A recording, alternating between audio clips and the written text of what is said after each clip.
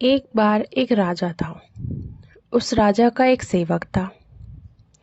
राजा अक्सर ही सोच विचार में, चिंता में रहता था और वो सेवक इतना धार्मिक था कि रोज अपने राजा के लिए फल लेके जाता था अपने बाग के,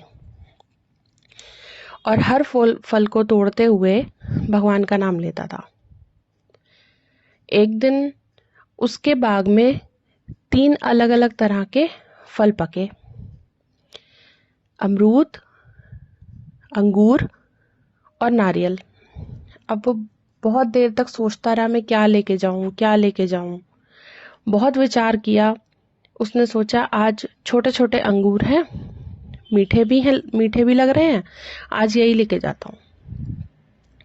हर बात पे भगवान का शुक्र करता था, भगवान को याद करता था। बड़े प्यार से उसने एक टोकरी सजाई, उसमें अंगूर रखे और राजा के लिए लेके गया। राजा बहुत सोच विचार में था, चिंता में था, जैसे अक्सर रहता था वो।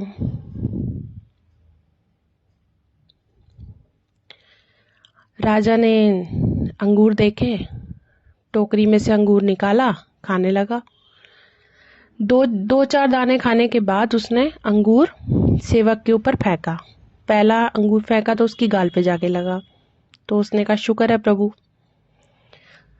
थोड़ी देर बाद दूसरा अंगूर फेंका तो उसके माथे पे जाके लगा, उसने तो भी बोला शुक्र है प्रभु। 3-4 बार ऐसे ही हुआ, उसके अंगूर जाके लगा उसके मुंह पे ही,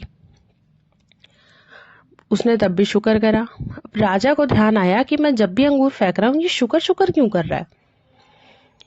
उसने पूछा सेवक से, मैं तुम्हें अंगूर मार रहा हूं, तुम्हें दर्द भी हो रहा होगा कहीं ना कहीं, फिर भी तुम कह रहे हो शुक्र है प्रभु। ये बात समझ नहीं आई मुझे। कह रहा प्रभु मेरे राजा, आज मेरे बाग में 3 तरह के फल लगे थे, अंगूर, अमरूद और नारियल। अब मैं इस बात में शुक्र कर रहा हूँ कि अगर मैं नारियल या अमरूद लेकर आता और आप वो मुझे मार रहे होते तो मेरी तो हड्डी टूट जानी थी।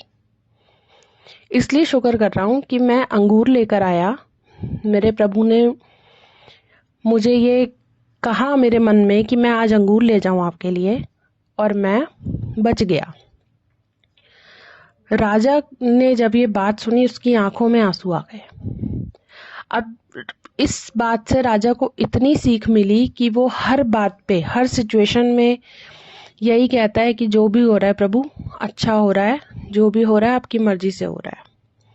इसलिए ये सीख हमारे लिए भी है, हमें हर बात में प्रभु को याद करना चाहिए, अपने भगवान को याद करना चाहिए, हर सिचुएशन में उनका शुक्र करना चाहिए, क्योंकि हम जितना सोचते हैं प्रभु ने उससे बहुत आगे का हमारे लिए सोच के रखा है, और जो भी होगा हमारे भले के लिए ही होगा। इसलिए चिंता फिक्र छोड़ के जो हो रहा है उसमें शुक्र करें और सिर्फ अपने अच्छे कर्म करते रहें। राधा स्वामी जी।